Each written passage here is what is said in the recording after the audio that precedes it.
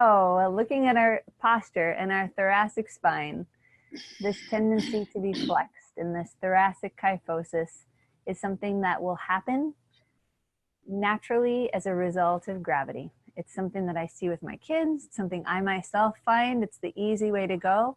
I'm on the computer, I'm doing things, I'm letting gravity take my spine into flexion. The important thing is that we notice when this is happening and we reverse the curve, right? So that we work on the extension piece. And you can see in that subtle shift, or maybe not so subtle, when I work on my extension, there's a change not only in the bony structure, but in the ability for breath to come in, for the energy to move. It's many-fold effect of working with posture. But if we think specifically about the bony structure, when our spine is flexed, when we're rounded, the vertebrae in the spine that stack one on top of the next, when you flex, the fronts of the vertebral bodies get closer together and they sit one on top of the next. So you can imagine, it's almost like a wedge shape. A wedging can start happening to the bones in the thoracic and the lumbar spine. When the front of those vertebral bodies get closer together, at some point, it takes a cough, a sneeze, some forceful motion in deflection, and there can become wedge fractures. Wedge fractures are the most common vertebral fractures that occur with osteoporosis. So we want to catch ourselves when we're flexing and work on reversing the curve. And if you find that your spine is no longer able to fully reverse, there can become a fixed kyphosis, a dowager's hump. These things can happen with age. We can still work the muscles against the spine into extension, and that can be very beneficial. So I would love for you to feel a postural stretch into extension, and that's where this little towel roll comes in. If you have a little bath towel, you can fold it in half and then roll it into a little bolster so that it's about maybe the diameter of your palm. If this is something that you, I'll show you what we're going to do. And if it's something that you're really comfortable with or you practice, then you could have a bigger support. You could take a yoga bolster. You could have something more firm under your back. We're going to put this perpendicular to your spine, right at the level of underneath your shoulder blades. And we're going to lie back so that we can feel this movement into extension. So if you'd like to practice this with me, you can see what this feels like. And you'll know right away if that's too much lift for your middle spine. So right at your shoulder, the bottom of your shoulder blades, kind of at the bra line for the ladies. And then you can lie your head back to the earth. You could cradle or support with your hand. If that feels really dramatic, then you might pull a pillow over so that's under your head. And we'll just spend a minute here today taking your breath in and out and noticing sensation. But if it feels like it's too much and you get an immediate hit that this is not just discomfort, but this is painful, then I would want you to please roll to your side and come off of this. You might need to just lower that, make a little bit less of a bolster under your back. So you can just take that down a roll and give it a few more breaths just to notice where you're feeling this in your spine. Sometimes we might feel sensation not only at the place that we are working, but we might feel that a little further down, a little further up, or because the ribs attach to the thoracic spine, we might feel that along the ribs, out to the sides, or even around to the front. And mild discomfort is okay, but if it really feels not good, then I'd invite you to make a change. And see if you can just stay here another breath or two for now.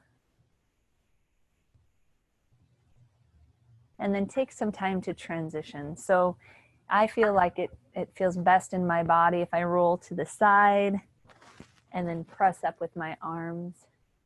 to come back to upright. And then actually to take our bodies all the way to standing. So come to standing. And let's do a little release of your shoulders. Just shoulder rolls. Squeeze your shoulder blades back.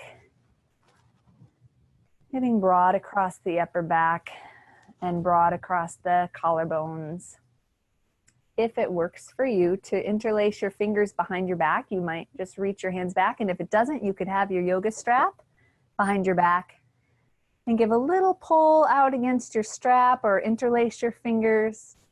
Drop your tailbone and just find that length. So now we're just taking and working a little active length after our passive stretch. Breathing here for a moment. So this is something you could do several times during the day. You don't even need to have hands clasped. You can let go of the strap, have your hands at your sides, and just bring your shoulder blades back together. Just feel that kind of counter force working into extension, working the shoulder blades to help support you here. And then on your exhale, soften and relax. So working with postural exercise, working with a passive opener, working with turning the postural muscles on, engaging those shoulder blades, and then using a postural support. So if you have a strap, this works best to make your own postural support. A towel will be harder because you really need something thin. A scarf might work, or a belt. But if you'd like to try this, we're gonna bring this yoga strap around the back and have it right at the angle of your shoulder blade, lower angle of your shoulder blades. And then even it up in front so that both tails are about even in front. Yeah. And then we're gonna make a backpack. So we're gonna put this strap over one shoulder and then over the other. And you can kind of pull it so that it's just right across, kind of sits right through the armpits and right across the fronts of your shoulders. And then you can take, if you've got enough length in your strap, you can cross the strap in the back and snuggle one hand down towards your outer hip and the other hand down towards your outer hip. So you kind of snuggle one hand and then the other, working the strap so it's snug and your shoulder blades are back. So this is like a, this is like a cheat to something that you could buy online. There are postural supports like crazy online. I find, honestly, that creating this with a yoga strap is a really nice way to give yourself a postural support. And you can hold yourself here and just kind of be in this position, walk around the house. Or you can take the tail ends and you can cross it. And you might, loop it through the loops, or you could tie it in front of you, and then you've got a little postural support that you can keep on while you're doing things around the house that you might find yourself normally flexing or rounding. You could keep it on while you're walking and moving around. You could keep it on while you're standing and cooking. You'll know when it's ready to come off. So there will be a point in time that it starts feeling worse instead of helpful. It just doesn't feel good anymore. Of course, you want to, it's kind of coming to a sensitive area right under the arm, so you want to monitor your arms for any funny feelings, any numbness, tingling, any sensation changes or circulatory changes. But I find this a really nice way to give yourself this postural check during the day. And you really just need a yoga strap instead of buying something. Though there are many things out there, and I'm happy to talk about those more. So for now, let's release this strap. You can undo, take it off, and set it to the side. So working with posture and working on support is one way. And then we want to work to support our posture through strengthening. So I feel like one of the best postural exercises that we can do, we do in yoga, and they've done a lot of research in physical therapy with this yoga pose, Shalambhasana or Locust pose. So I like to talk about how we can work with strength and strengthening to help support our bones. For Shalambhasana, I'd invite you to practice with me. We'll be down on the floor on our belly, and that yoga strap can come in handy again. So if you'd like to have that nearby. If lying on your belly doesn't feel good, then you could have your towel underneath your belly. Or you could actually do this in standing. And I'll show you a modification in standing as well. So we're going to come to lying on the belly. And just feeling your relationship with the floor first, your relationship with the ground. So tucking the tailbone, pressing the pubic bone into the ground. Maybe the forehead resting on your hands. Tops of the feet pressing into the earth. And then taking arms alongside your body. And you can thread that yoga strap across your back so that it's across your hips and you're holding the strap with your hands.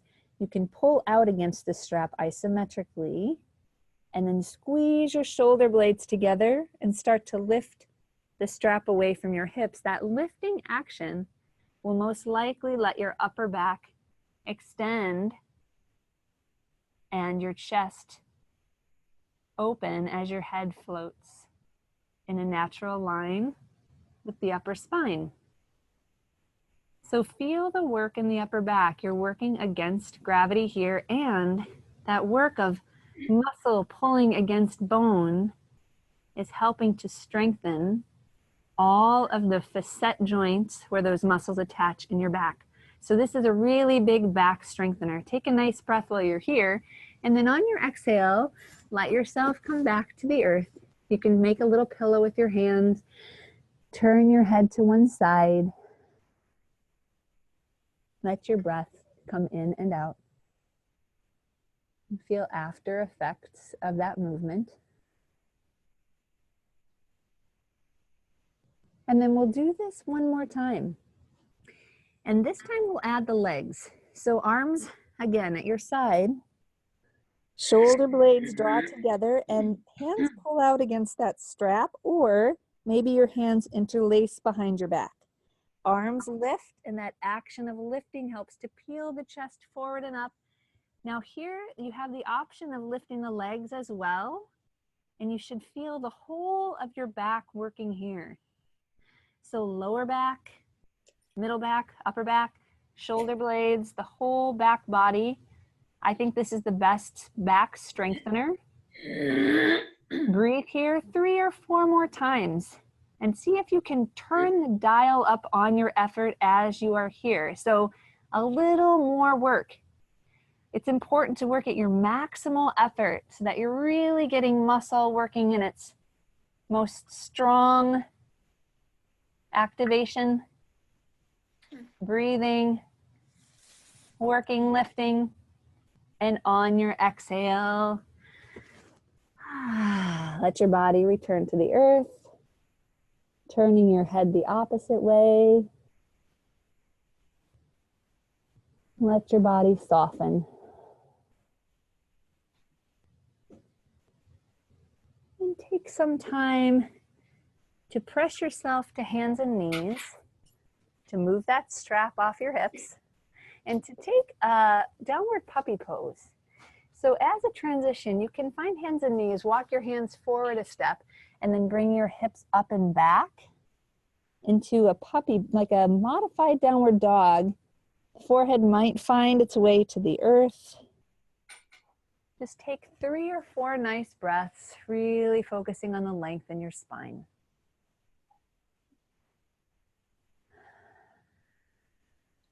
And then taking some time, if you've been in puppy, to press onto hands and knees, and to transition from hands and knees back to standing.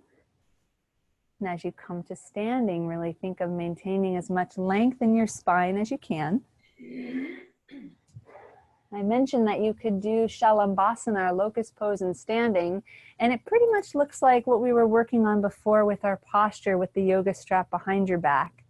But I should just take a moment to show you here. Spreading your toes, pressing into your feet, shoulder blades draw back, And then the arms lift away from the spine, and really think of how much reach can you get? How much space can you get between the strap and your hips, or interlaced hands and your hips? Really working the back of the body. So Shalambhasana, locust pose and standing, I feel, is also effective. But working on your belly if possible, you're going to have the added effect of working even harder against gravity. So that's a benefit and a bonus there as well. So on an exhale, release. Let your strap sit to the side. Take your arms around, give yourself a hug, and just separate your shoulder blades for a moment. So those tenets of practice, of working with strengthening, are working against gravity. And so all of your weight-bearing postures, and you can switch arms and hug again with the other arm on top. So weight-bearing postures, going for a walk, anything where you're loading your skeleton, loading your bones in this direction axially. Let your arms drop away, just shake your arms out. And adding resistance, muscle pulling against bone. Both of those have been proven to strengthen your bones. So putting resistance against bone, muscle pulling through tendon to attachment to bone, and then the load of gravity and weight on your spine, on the long bones and your legs can be really, really helpful in strengthening hips and spine. So many different options for strengthening, so many different things that hopefully you're already aware of and you're doing. In our yoga practice, all of the postures are working on those tenets of practice, working with the weight bearing. And if we're not working in weight bearing, we're really working on strongholds. So those things are really important. And the third piece, when we're talking about decreasing risk of fracture, is to work with balance. And to know that the systems of balance, I mean, our bodies are not just designed with like one particular structure that's impacting our balance, but we're getting stimulus and information through our vision. So we're picking up on things through our visual field that will help us adapt. We're picking up on things through our contact with the earth, through our feet. And we're also using our inner ear, our vestibular system, to nuance these challenges and to nuance these changes in balance. So all of these things working together all the time, maybe some days working better than other days, and balance is influenced by a whole myriad of things. Adequate sleep, nutrition, stress. So it's going to feel different probably every time you come to a balance practice. Things that you can really work on and be aware of, vision-wise. You know, you can have your glasses checked, right? You want to have like as great of a setup for yourself as possible. When you're walking outside, you can scan the environment, use your visual system to be really mindful of what's happening and what's coming. So I feel like, especially if it's terrain that you're not familiar with, if it's winter and it's black ice, I feel like a mindfulness practice, mindful walking, and really being aware of what's coming and what's happening is huge and hugely important when we're thinking about our balance. In terms of what we can do from the ground up, get out of your shoes. So if you are in shoes right now and you're comfortable being out of them, I would invite you to be barefoot, and we'll do a little balance practice to feel the earth under your feet. So to feel with the bottom of your feet, and sometimes there are conditions where you don't have that sensation, the sensory input is not as great through your feet, and that's one thing. But if you do have that sensory input coming in, and even if it's a little diminished, working with it can help. So when you choose shoes, if you're okay being in a shoe that has less support, you'll have the ability to feel more through your shoe. So a shoe that's thinner in the sole, you'll be able to feel the ground more, or just get out of your shoes and practice what it's like without your shoes on.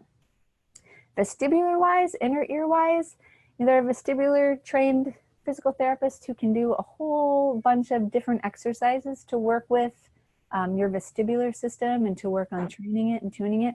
When we do these exercises today on balance, you might notice that maybe you feel a little dizzy, or maybe when we focus on the vestibular system, you feel a little off balance. That's a good sign that you might want to think of talking to a PT or seeking out some vestibular rehab. So for now, let's come to standing if you're not already, and have your towel or your blanket in front of you. So we're going to stand first in a narrow Tadasana. So with your big toes touching and your heels about 1 inch or 2 apart. We'll come into Tadasana or mountain pose and really ground through your feet. So lift your toes up and then spread your toes out on the earth. See if you can feel down through each of your toe tips. Shift your weight forward and then shift back and imagine that you're plugging into your heels through your inner and outer heel. So maintain the toes and then drop into the heels. From here, engage the muscles in the fronts of your legs. You can even have your hands on your quadriceps and imagine that you're drawing up on the quads with muscle effort. Legs are turned on nice and strong, and then shoulders might roll up toward your ears, and then shoulder blades draw toward the spine. And as you're here in Tadasana, take a couple breaths. Feel the breath coming in and the breath going out. And as you exhale, really feel rooted into the lower half of your body. When you inhale, feel a sense of length, maybe some lightening or some lengthening toward the ceiling. And as you exhale, really grounding into the lower half of your body. Now, as you're here in this Tadasana, I'd invite you to close your eyes. And as you close your eyes, we're taking out the visual input, our body's ability to use our vision to give us feedback. And you might notice some subtle changes. Maybe there's a little shifting from foot to foot, or a little sway that's happening at your hips or your body. All of these are normal systems of correcting balance. And we want these things to happen. We want to feel like the foot and ankle, the hips and the trunk are all righting ourselves. They're all working to help us make these small or big movements back toward being steady and grounded.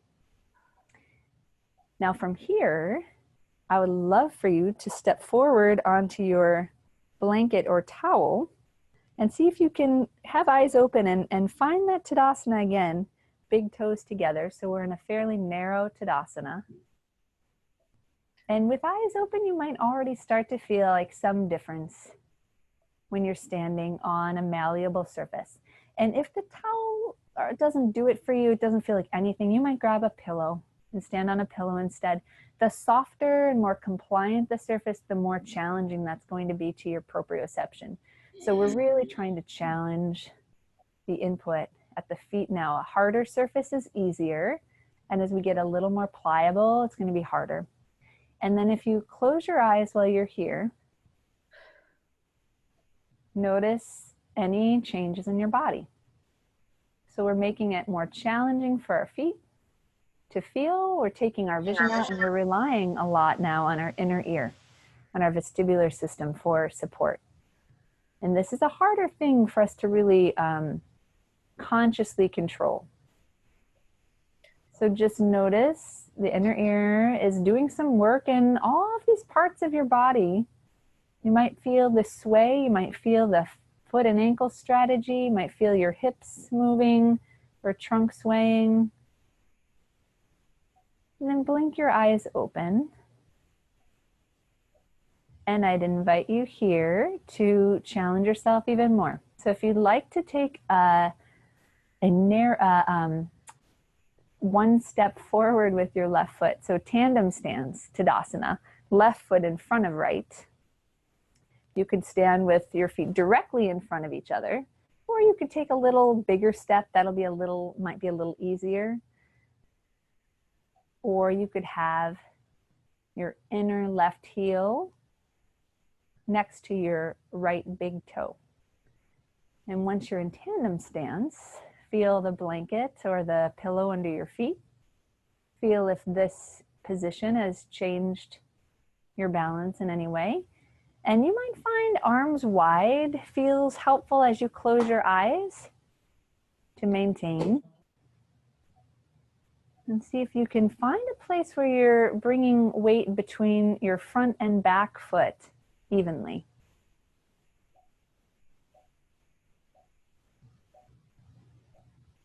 And just notice if you feel any more things happening, any more changes, shifts, small movements, big movements.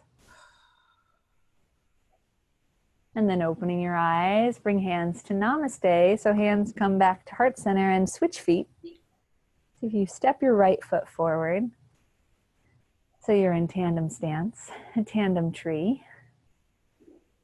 And then allow your eyes to close once you're here. Maybe taking arms wide for balance.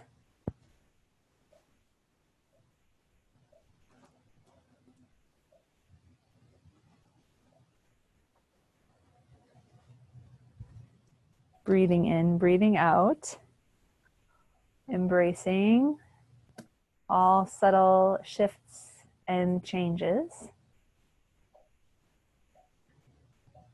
And then blinking, eyes open, hands coming through to center, feet returning to Tadasana. One last challenge. If you'd like to take a tree pose, you might choose your tree to be on the ground off of this pillow or blanket, or maybe today you'd like to try it.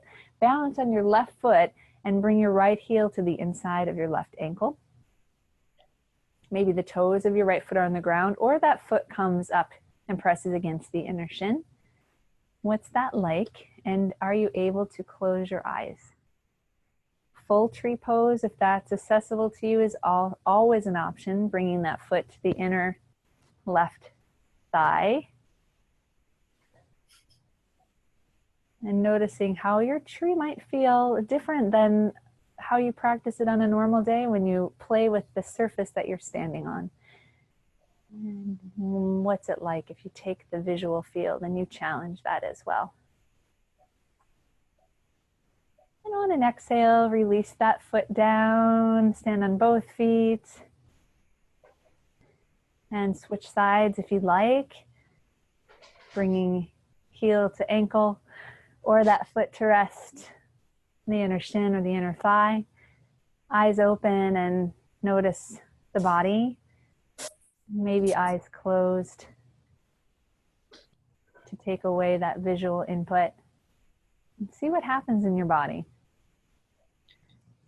So the more challenging you can make this for yourself, and the more your body has to work, the more you're really pushing your edge, and the more your body has to make these new neural pathways to really help stabilize and adjust to these changes. When you're ready, on an exhale, feet come back together, hands can rest at Namaste. Just take a breath, feeling the ground underneath left foot and right foot, arms at your side, shoulder blades roll back. Stand nice and tall and strong and stable. And just feel a sense of your inner body as you're standing here.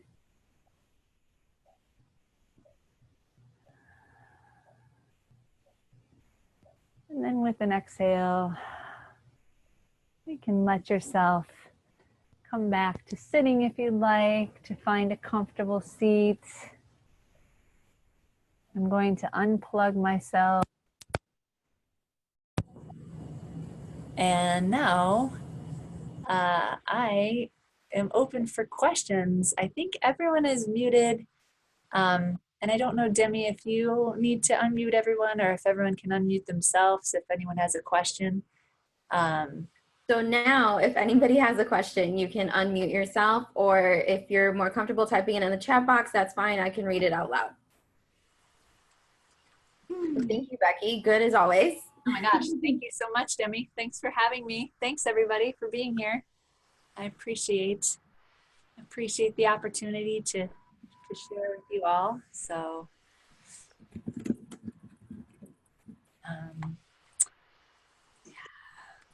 yeah, I'm happy to also just tell you that I will be starting a new series of my osteoporosis yoga class, my bone health yoga class, starting this coming Monday.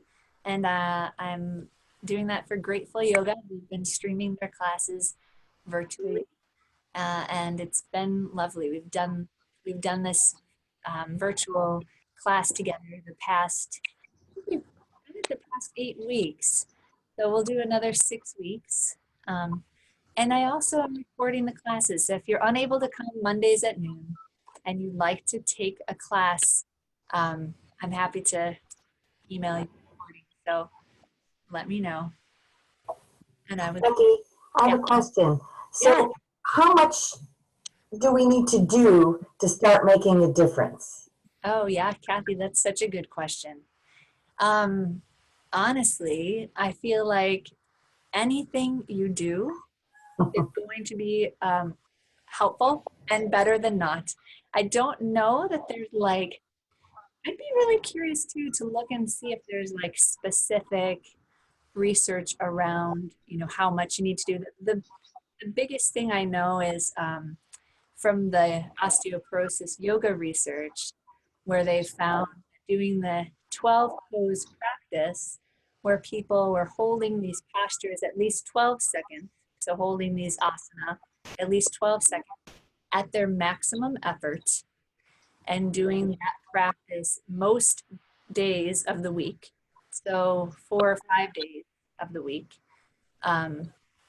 they were able to make significant changes in intensity. So that's one thing I can tell you, just from a yoga perspective. But as far as like the working with posture, working with balance, I'm not sure I have any specific numbers on that. I feel like it's makes good sense to me that being as aware as possible of your posture, especially if you find yourself kind of defaulting into default postures, would be helpful. And then I like the idea, and I need to do it more, of having a passive postural assist sometimes, just to give the body some cueing or support. Yeah, like I find when I'm driving, Yeah. especially long distances, I end up curved, and I would like to figure out some support that wouldn't feel exhausting. Yeah. But supportive for sitting in a car or watching Netflix. Absolutely. Yeah. I think it's really valid. I think those are two really tricky times. I think, like, Yeah. Right. Being in the car, I don't know if your car has like adjustable lumbar supports. It still has like a C curve, and it seems like unless I put a book behind me. Yeah. Yeah. But I was just thinking about the thing you showed us today, the backpack with the strap. I'm gonna see if I can like drive with that. I would be curious, you know, I think it feels like safe enough for me to say yes. I think Thank you. Curious to hear. But anything you think of, I would love to hear about. Yeah, Kathy. In the future, right? Sounds Thanks. good. Absolutely.